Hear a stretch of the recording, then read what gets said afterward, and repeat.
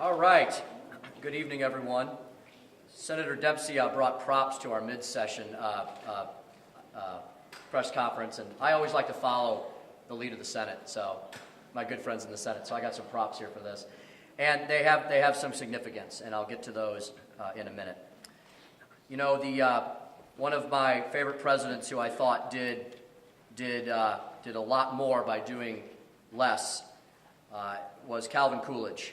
And he said, "I want the people of America to be able to work less for the government and more for themselves.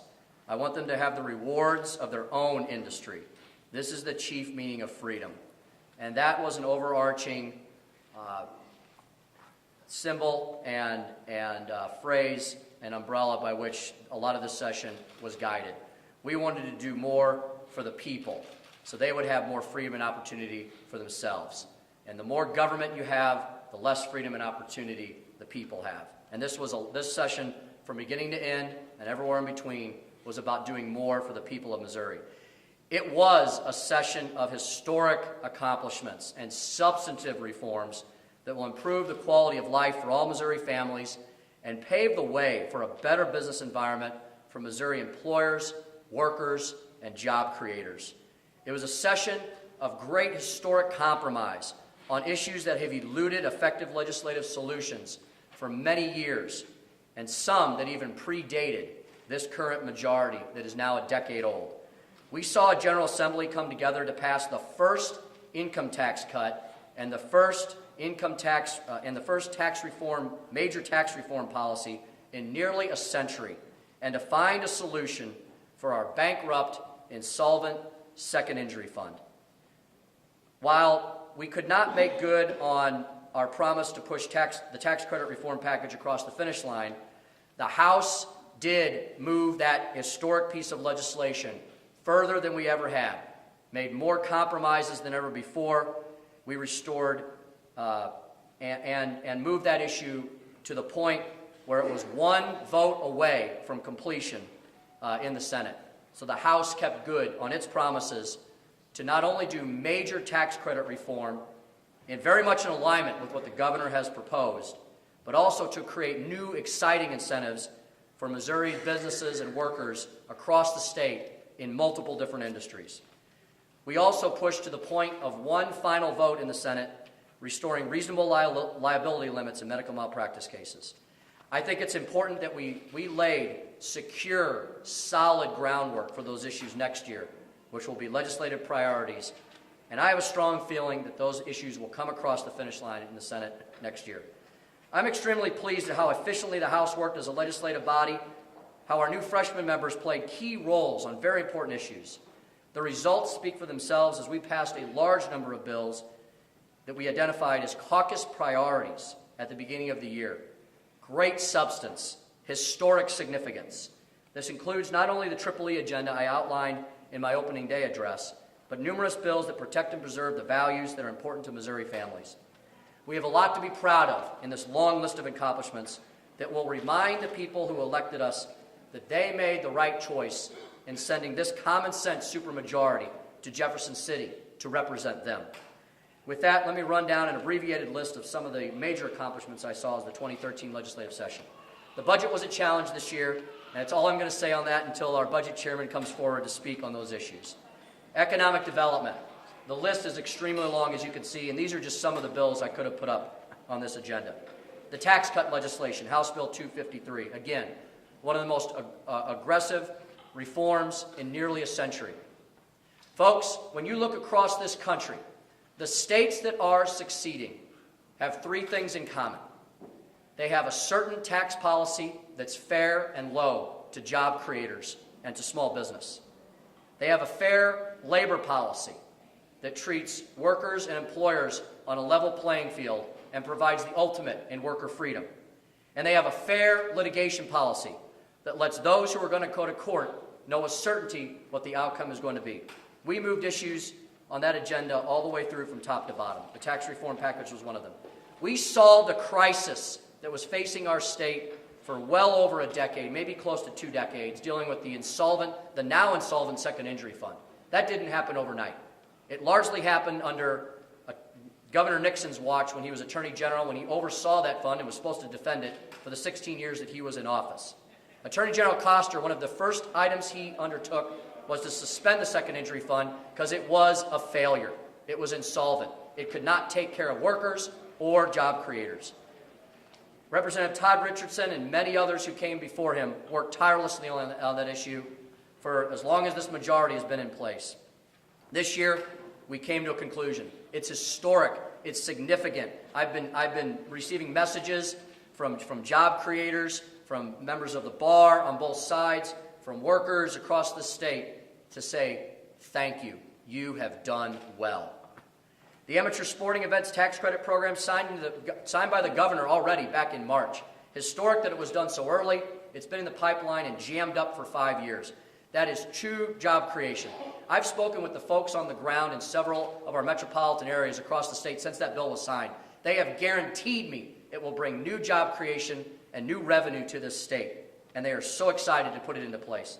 The Benevolent Tax Credit Extension Program, to help our not-for-profits, a great public-private partnership, to help those organizations that government can't do all these things, and we have organizations like food pantries and pregnancy resource centers that will.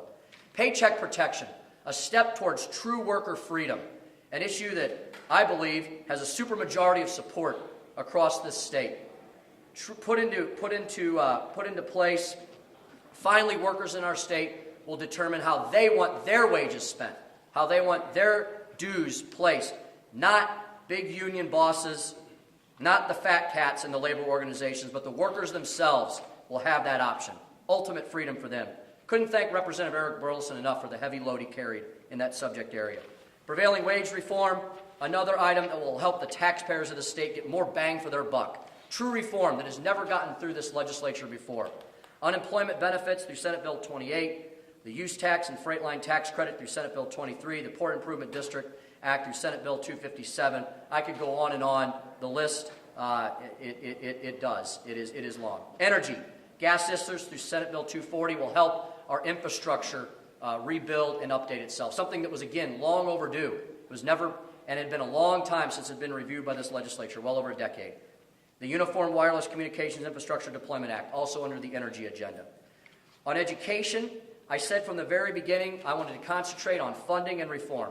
Funding because that is one of the areas of our budget that Governor Nixon, frankly, has gone after quite a bit with his veto pen over the last several years.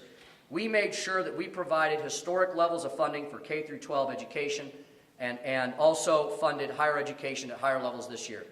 We've done that. We've either held the line or increased funding through education, all through the economic crisis. Our Constitution requires a 25% threshold. We're well over 33% on funding. It is a priority for all Missouri legislators. Promises made, promises kept on the education funding level. Finally, and I say this not because I simply believe it, but because the Senate sponsor herself, Senator Jamila Nasheed, told me just the other night that I have helped her move significant education reform for the children in our failing and unaccredited schools across the finish line through Senate Bill 125. Again, the first time this legislature has moved historic education reform for the kids who need it the most, the ones who have been in failing school districts nearly my entire lifetime. And finally, I can't say enough about the gentleman from St. Louis County, the Scharnhorst District. I feel like I'm still on the floor. Dwight Scharnhorst, for passing Bryce's Law after working on that for nearly 8 long sessions. It will authorize donations for scholarship granting organizations for those little people amongst us who deserve it the most. Republicans have always stood for helping the truly needy. Young children with autism, I can't think of more deserving folks. More options, more hope for those parents who struggle every day. Finally, accountability and oversight.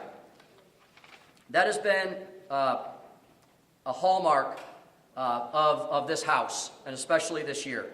From everything from the House taking on its constitutional duties to investigate and ferret out waste, fraud, and abuse and overreach by our executive level, we have undertaken that role. We have worked And we've seen these stories are sweeping the nation right now. And whether it's hard questions that still need to be asked and answered on the federal level, during with the Benghazi scandal, or President Obama's IRS, or down here in the state with Governor Nixon's DOR, Missourians and citizens across this country are tired of government overreach, tired of government abuse, tired of government going beyond the scope of the law and violating the very law that they also are sworn to uphold and protect. The Missouri House, through its investigative powers, along with the Missouri Senate, through its investigative powers, will continue to investigate this issue until we have two things: truth and solutions. Beyond that, I have to give a lot of credit to Representative Jay Barnes and his Government Accountability and Oversight Committee. Two additional scandals where the wool was pulled back and sunshine was poured in a much-needed basis. There was the flawed approach that DSS was pursuing in covering up records of children who have been harmed or injured, or even, I say, have suffered death, that are in the hands of our state protective care.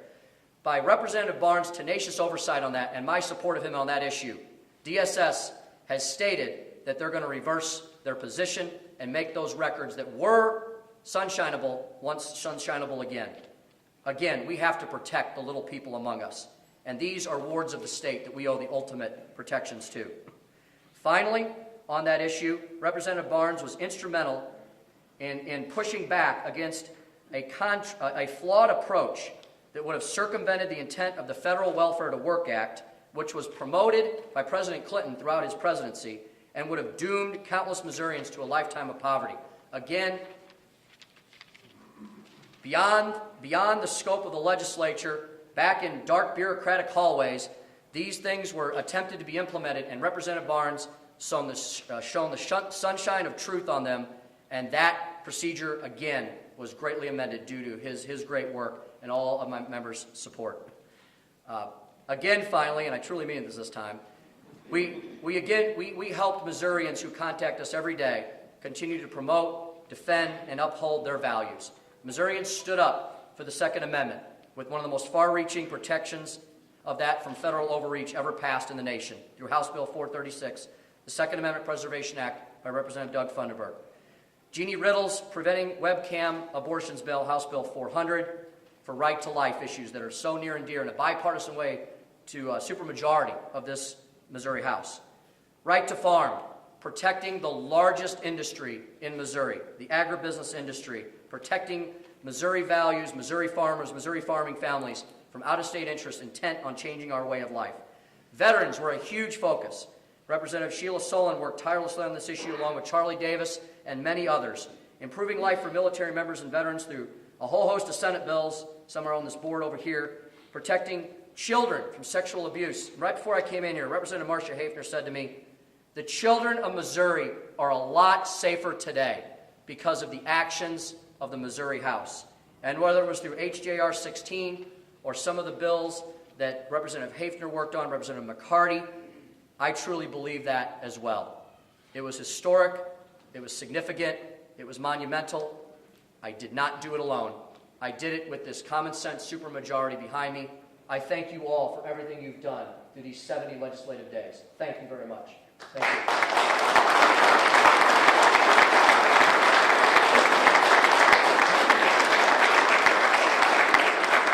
Believe it or not, I'm about talked out, so I'm going to let Representative Stream talk about some of the budget highlights, especially usually we don't have something in the budget in the very last day of session, but we did today.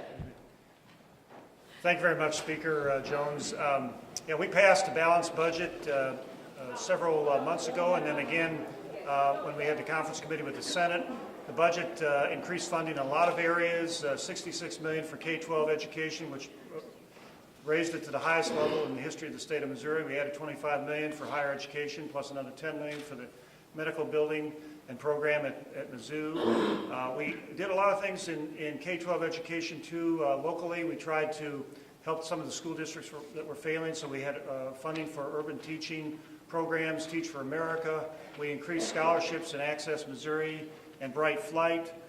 We had $4.2 million increase for the Arts Council, another $1 million for tourism funding, and we did a lot of work in providing rate increases for the providers who help our development and disabled folks.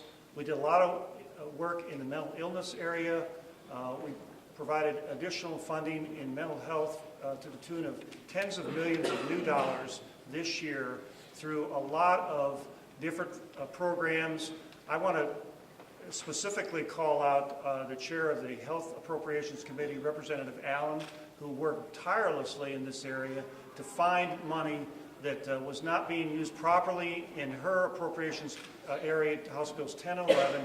She was able to shift a lot of that money so that it went directly to people in the state of Missouri in the mental health area, in the disabled area, and a lot of different areas where they hadn't been receiving help before. And a lot of it dealt with children too. So all in all, it was a very successful year. We did have the little glitch at the end. As I said, the House and Senate passed a balanced budget. When the governor vetoed Senate Bill 350, that cut out the funding for First Steps, early childhood education, FQHCs, and the blind pension fund, medical fund. So we, this week, along with the Senate, added the money in to take care of those 4 programs. Happy to answer any questions. Yeah, Speaker, many of the things that you were accused of over the year were called extreme. But one bill up here has some things that some people might say went too far. House Bill 436 bars the publication of the names of somebody who owns a gun, which infringes upon the First Amendment rights of the press. And it also says that that it makes it illegal for a federal law enforcement official to enforce a federal law within Missouri's boundaries. Why do you think that bill should pass constitutional muster? Because the ultimate piece of constitutional muster on this is the Second Amendment. And that's what we have to look at. And I do not believe that this bill flies in the face of that at all. In fact, I think it is completely in conjunction with that. You know, under the Supremacy Clause, Congress can pass laws, true, that can exempt items in the state. However, if Congress is not some sort of ultimate arbiter. Federal laws are not some ultimate arbiter. Only the Constitution is. And if Congress or the federal government passes laws in excess of the Constitution, then the Supremacy Clause does not apply. But if you pass a law that says I can't publish, for example, Representative Riddle's name if I know she owns a gun, and it isn't even related to the context of her owning a gun, doesn't that violate the First Amendment? The First Amendment has limitations like every other amendment in the Constitution. Doesn't the Second Amendment have limitations? You cannot yell fire in a crowded theater, for instance. So I think the courts will, if House Bill 436 goes to the courts, then the courts will be the ultimate arbiter of whether it's constitutional or not. Yes, ma'am. Today during the tax credit debate on the Senate floor, Senator Lauder kind of made some serious claims about the House. He said that developers rule the House, and he at one point called the House corrupt. I guess, can you respond to those comments that he made? You know, I would rather stay with the decorum and the dignity I have the entire session with my relationships with the Senate, because they've been extremely positive. I think many of you saw a different House-Senate relationship over the last 2 years that you did not see this year. This year, you saw Senator Tom Dempsey and I standing at press conferences together around the state and in this very room. Before the session, during the session, I expect us to tour the state after the session and sign some of these important pieces of legislation together. I met with Senator Dempsey almost on a weekly, if not bi-weekly basis, both here and at home. So I'm not sure what prompted Senator Lauder to specifically make those comments. As far as the specificity of those, I'd suggest you may have to follow up with him. Mr. Speaker, the bonding measure didn't pass, and obviously the Senate's proposal on the transportation sales tax didn't pass. Did the legislature do enough to deal with Missouri's infrastructure needs? I believe the House did, and that was probably my third example of a major piece of legislation. When you look at the sales tax issue for the transportation funding, when you look at the tax credit, major tax credit reform, and when you look at, there was one other item I mentioned earlier, that was another item that was one vote away in the Senate from completion. So I believe the House, again, I would say promises made, promises kept as far as the House, because the House moved all of those items to the point where we were not We were not at all standing in the way of any of that legislation passing. And in fact, we promoted it and advanced it to the point where it was one step away from fruition. On bonding, I've said from the very beginning that the bonding proposal was, in my mind, a 2-year process. And I'm glad you brought that up, because I really have to give a lot of thanks to my colleague, Representative Chris Kelly. He, a gentleman and a scholar, does not sum it up enough. He, you wouldn't think that the two of us were on opposite sides of the aisle with how well we've worked together over the last few years. That, again, was a major, momentous, historic piece of legislation that would immediately create jobs and take care of some emergency infrastructure crisis needs we have, specifically mental health, which I've talked about from the very beginning of this session. So I think it's great that the House has a good, solid framework, a good cornerstone on that issue. There's a lot of support on that issue in the Senate. Senator Schaefer, the budget chairman, has filed similar bills in the past. So I hope that he becomes focused on that issue next year. I hope we can have 2 pieces of legislation moving in both chambers. The House will make it a priority. Those 2 issues being issues that are both bound to the ballot, there's a lot of concern about transportation and bonding. Want to keep those from being on the same ballot. How do you see that playing out moving forward? You know, if the measure that we advance to the point of being 1 vote away from completion is not the way to tackle it again next year, I think there's another proposal that the House did advance as well that was in the Senate's hands as well, and that was a bill that was also proposed in the Senate. And I think it's something we're going to have to take a harder look at next year, and it was Senator Lamping's proposal to deal with transportation funding and that mechanism, which I believe we put on Senate Bill 23, that Representative Andrew Koenig worked on so hard in the House. So you do have leaders in the House and the Senate who have offered an alternative to the sales tax increase. So if the sales tax increase is something that the Senate is going to remain firm on that we can't get done, I'd rather see us put our efforts towards that proposal, which did pass in some fashion in both chambers, and maybe that's the way to bring it to a close. Transportation funding will remain a priority for me next year. The House today did pass the Missouri Works tax credit program. What do you anticipate stemming from that? You know, and I'm glad you asked that question as well, because that is another example of something I could have put up on our board. I didn't because it wasn't passed yet, but it is passed now. And that is not an insignificant piece of both tax credit reform and a job creation tool as well. So I think even though one of the larger packages did not pass, it cannot be said that we did not pass economic incentives and tax credit reform this year, because we did. We can always ask for more. On any of these priorities, on any of these bills, we can always ask for more.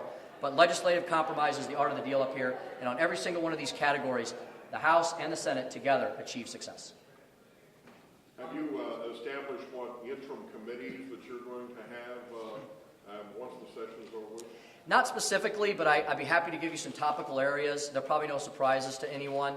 I think education needs to remain a priority. We are funding education at historic levels, but we definitely need to look at doing more for the children in our unaccredited and provisionally unaccredited districts, the failing schools, which are not just in Kansas City and St. Louis.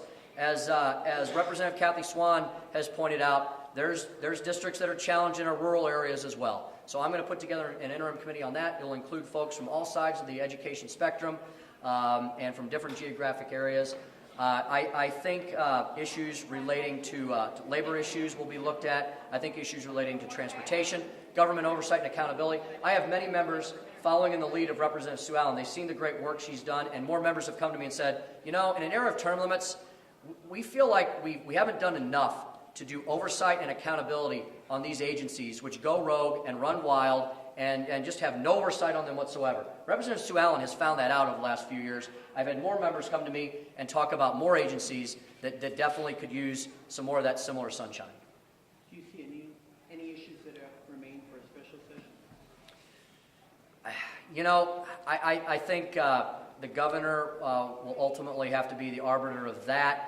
I'm going to have to sift through all the many bills we passed and see what completely remain undid. But I don't see anything that's an emergency crisis point right now that could not wait till next year. And I think it's always good to have the interim as a cooling off period, a regrouping period, a refocusing period to see exactly what did pass and what remains for next year to be done. Okay. Thank you all very much. See you over the summer, I'm sure.